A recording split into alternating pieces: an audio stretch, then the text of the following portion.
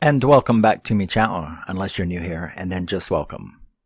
My name is Rusty, and this is me channel where I talk about my favorite music, mostly my favorite movies, mostly horror, and my favorite music, mostly metal. And I'll tell you why I just had that slip up. I wanted visually, of course I've thanked them privately, but I wanted visually to shout out and thank my band members who gave me a Christmas present, and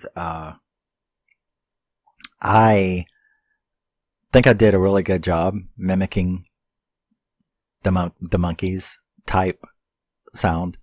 But for Christmas, we have a track called Kiss the Boy, which is like a thrash metal song, you know, like most of the later music is.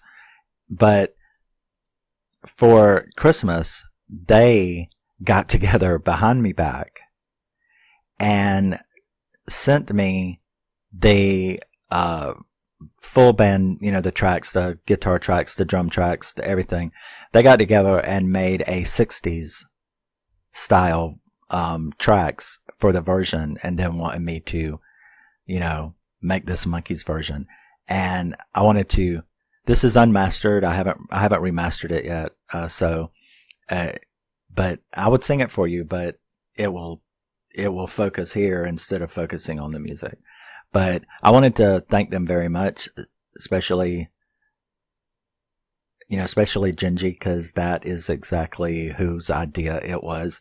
But they know how much I love the Monkeys. So before I talk about 28 weeks later, I wanted to thank them, and I loved the present. They know that I am, and I'll tell you, I am a freak for the Monkeys. I love the Monkeys. You know, like, people are like, you like the Beatles or you like the Monkeys? Well, the Beatles are alright. I don't really care for the Beatles. I like the Monkeys. So, we actually got 4 different tracks from it, but, this is my favorite. I think I did a really good job, but I just wanted to shout out to them and put it on one of my actual videos that other people may see who don't pay attention to the music. This is far from being released, but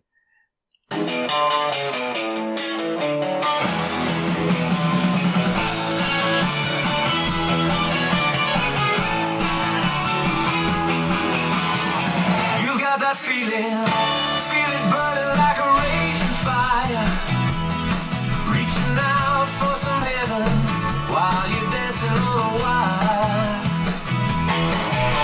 High above the damage and the broken glass below, you drift in the flow while it grows and blooms so slow. It wraps around your heart so quick and quiet that you'll never even know. A thousand wishes betrayed in the poison of that smile. love that part. Secrets in shadows shelter the angels in denial. I see you falter on that pedestal so high behind those eyes you can't hide. Free falling fear. I should have got my tambourine. All those frail and bitter lies. It was over right before it started.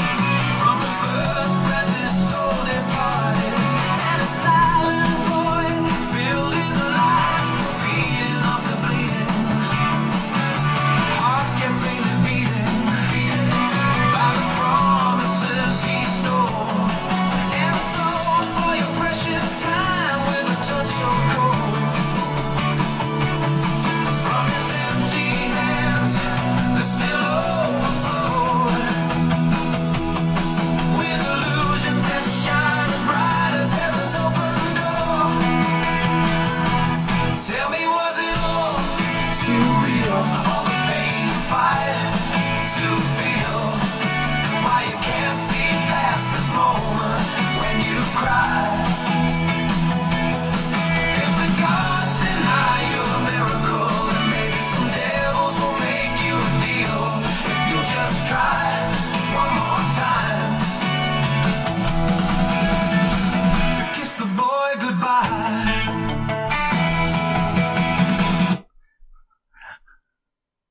I just wanted to get to the chorus. Thank you guys very much. That is so fun. That was so fun to record the vocals for that. And I really, really loved that music. I love all 4 of them that we did. We did 4 hippie versions, 4 60s versions of the song for a maxi single. But, okay. Thank you guys very much. And let's switch back into horror mode now. People are like, what the fuck? A fucking thrash skate punk metalhead loves the monkeys and makes monkey songs. Yes, it was very fun. I might have to do, maybe we'll do a like ode to the Woodstock album. You know what I'm saying? We'll see. But anyway, so we are going to continue this block with 28 Weeks Later, the sequel to 28 Days Later. Love it. 28 Days Later came out in 2007. It was directed by Juan Carlos Fresnadillo and written by Rowan Joffe, and it stars Robert Carlyle, that's Don, Jeremy Renner, and Rose Byrne. Yeah, so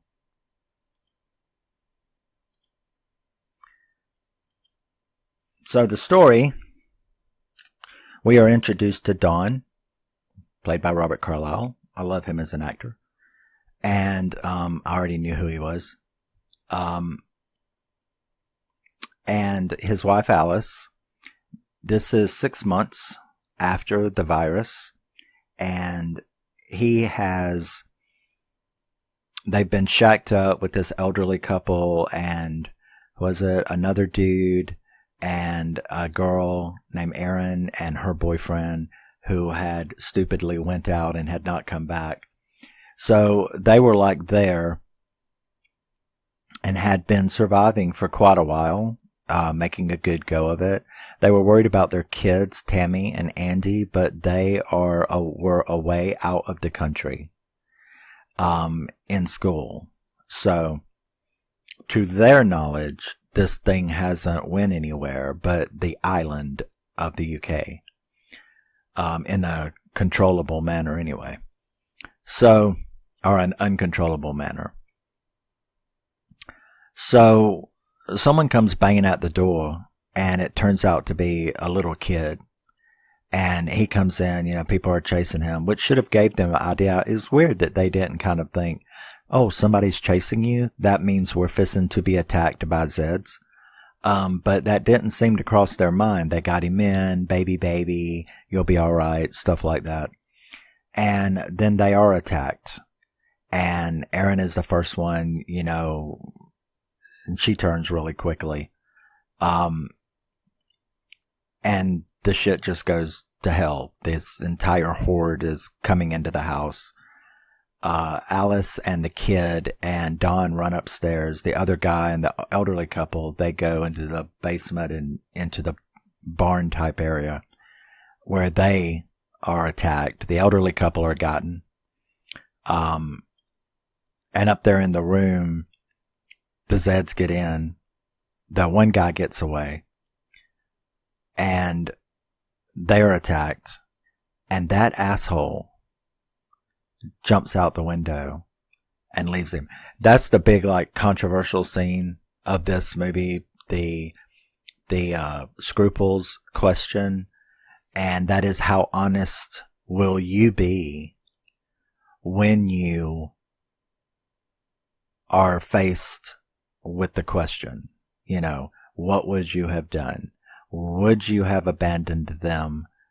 Or would you have died? Because that's really the only two choices. You weren't going to save them. That's wasn't going to happen, and you know it.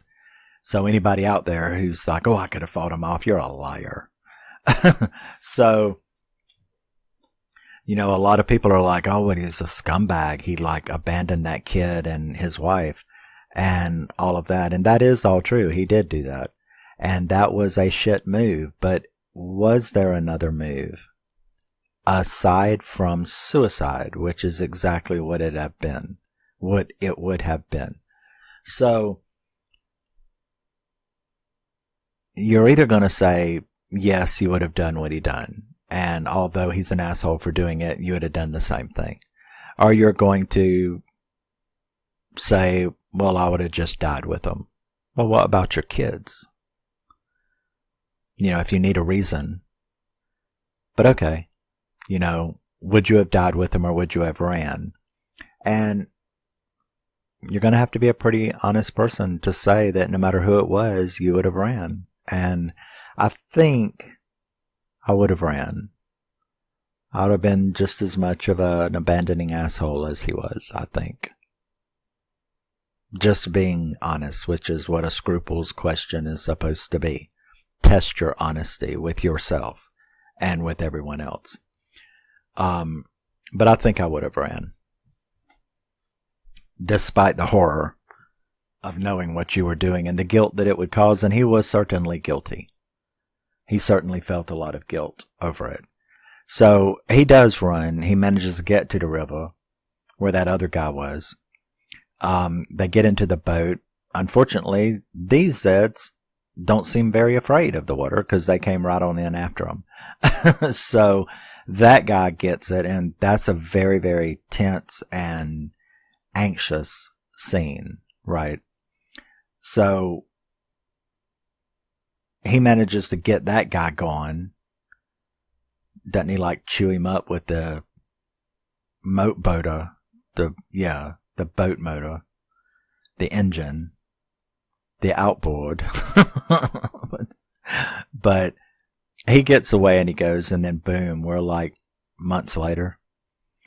The U.S. Army, our military, came in to try to create a safe zone because all of the Zeds have apparently starved to death now. So there's the chance to help them rebuild, which we probably would have done in 2007. I don't really see that happening now, but we would have assisted back then. So it's not out of character in this movie because it was made in 2007. I think if you made a movie today like this or something and that was in there, it would be well, that's a bit fictional. It's not exactly realistic. But so they're there and they create this big zone, this safe zone, and they have found his kids, and his kids are brought. One of the girls, that girl Scarlett, Scarlett is sort of right under the boss, and she's heads up this repatriation group section of the military that is bringing these people in, and this is the first kids that have been let back in, was Tammy and Andy, and it was because it turns out he is actually, maintains one of the buildings that they use for repatriation, living quarters. So he's very glad to see them. He gives them a half-truth story about what happened, He, of course, just doesn't blow his wad about, yes, I left your mom screaming at the window while I ran like a pussy. He didn't quite put it that way, but he said that he saw her attacked and there was nothing that he could do. To his knowledge, that was true. So you try to give him a little leeway, because your initial goes back to that scruples question, because your initial feeling is to dislike him, right? But the kids, Andy and Tammy being dicks, like kids will be, and she was too old for that too, the kid, what is he, 12? You could probably let that slide, but she should have known better. But they actually sneak out and go back to their old house where, because he wants a picture so that he doesn't forget what his mom looks like. And surprisingly, while they're there, she is there. So, like, she got attacked, but is somehow back into town and has been held up like a crazy woman in this house. Well, Jeremy Renner's character, I'll have to look it up. He had seen them leaving, so the military was already after them. They show up and they get her, they get the mom, and they bring her back for study. Where Scarlett does some tests and realize that she is infected. There is a very, very, very small percentage of people that have an immunity, pretty much like any disease is going to. I mean, even Captain Trips and The Stand, you know, what was it, 99, I think it was like 99.6 or something like that. But there's always going to be someone that's immune. The percentage may change, but there's going to be a few that are, you know, immune to pretty much any virus that comes out.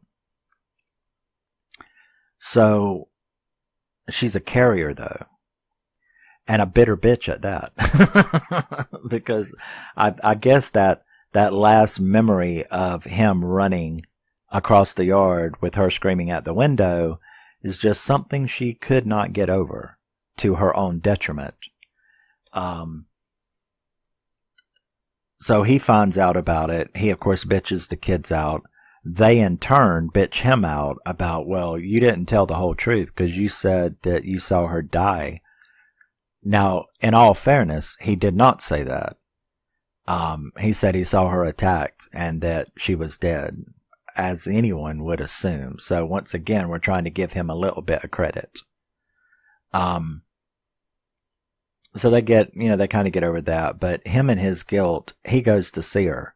And this is what I mean by her detriment. I mean, you can be pissed off and all, but in the end, you are still alive. Not only is she alive, but she is fine, other than mentally traumatized.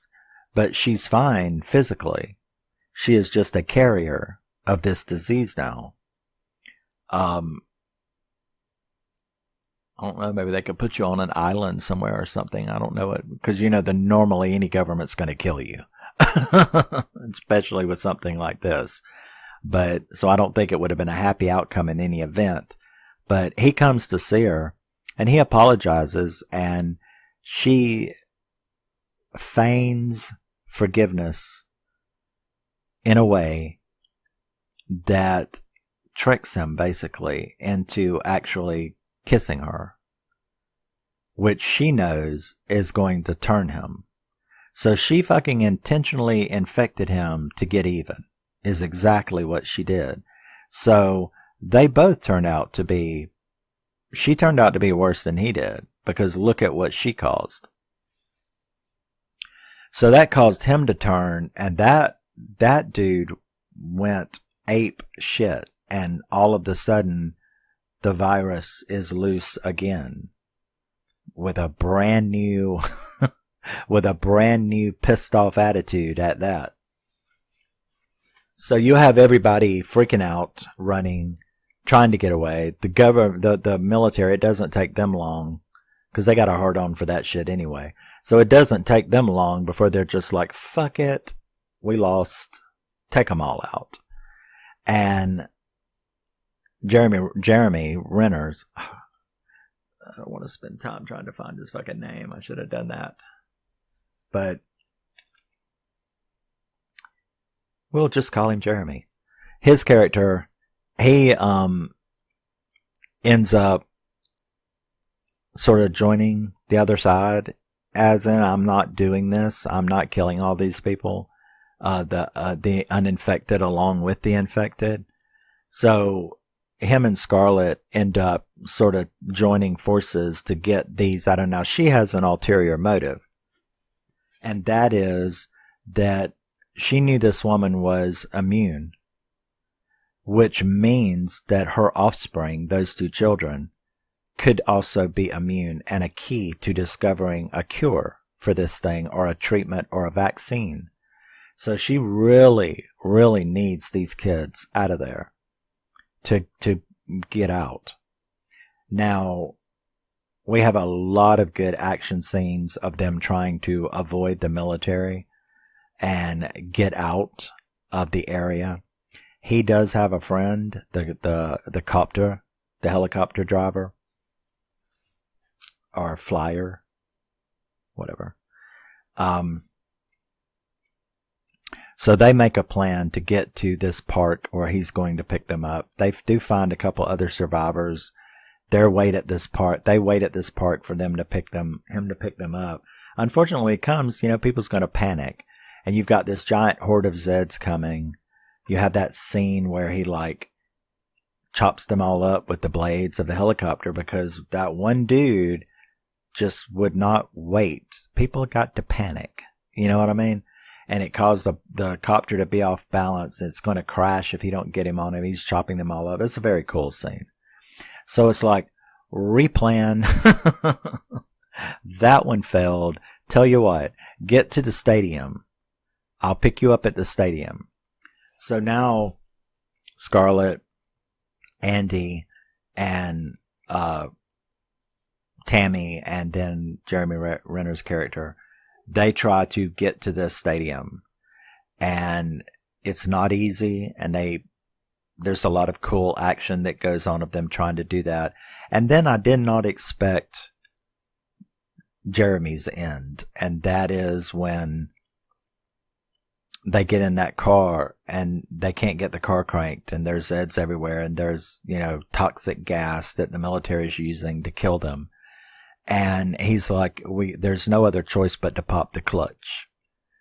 And so he pretty much knows that's suicide, but he did it because she had told him, and he understood that these kids might be the key to all of this. So he gets out and he helps her pop the clutch, knowing that he's probably dead, and he is, because they incinerate him with flamethrowers.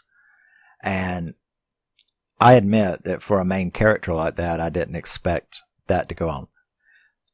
So that was a little shocking. Now, this whole time, you have been shown that this Dawn has got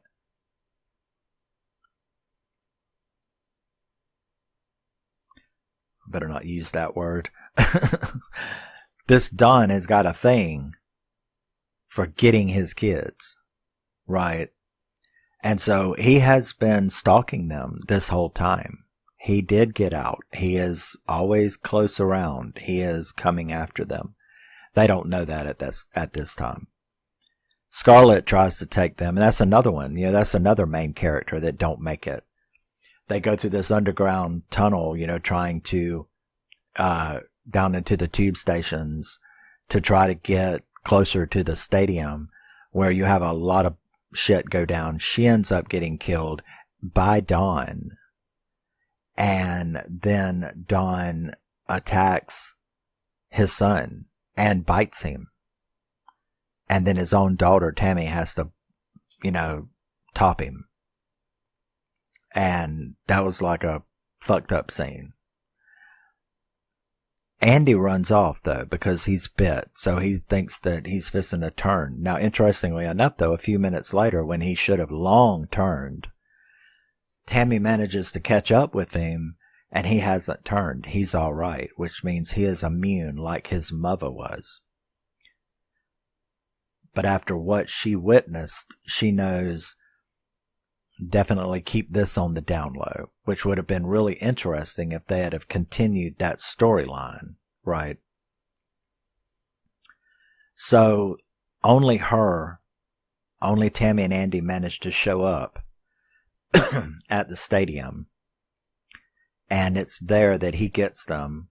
She tells them that Scarlett and the other guy's friend is dead, and he takes them out. And then the last thing that we hear is that there is a breakout at the Eiffel Tower. It shows you all of these Zeds approaching the Eiffel Tower. So it's gotten out And it ends with that, what should have been a tip-off to continuation of this story. And that's what a lot of people don't understand, is 28 years later really has nothing to do with 28 weeks later. 28 weeks later has now become a side story. You know, you have the main story. 28 weeks later is sort of a standalone in the universe, because 28 days later really has nothing to do with this storyline. I mean, 28 years later has nothing to do with this storyline, other than what has happened in the meantime. But that's the next video, not this one. So, yeah, I really, really loved 28 Weeks Later. I think they did a fantastic sequel. I think it stayed in the same world and the same way of filming. Yeah, so I really love this movie. I didn't give it as a high a score as I did the first one. I gave this one an 8 out of 10, whereas 28 Days Later gets like a 9.5. It's like near perfect. Whereas this one is a wonderful masterpiece, an 8 out of 10 masterpiece, you know. Fantastic zombie film. Higher score than I gave 28 Years Later, which I may have been indicating that I hated it or something. I don't. I liked 28 Years Later, but it's definitely not anywhere near the league of these two movies, which is what we're about to discuss, right? So that was 28 Weeks Later. Please let me know your opinion of this movie if you would like, and I will see you in the next video. Always remember and never forget, you are a very, very special person. No matter what anybody says to you, you are. And I will see you in the next. Love you, miss you. Bye-bye.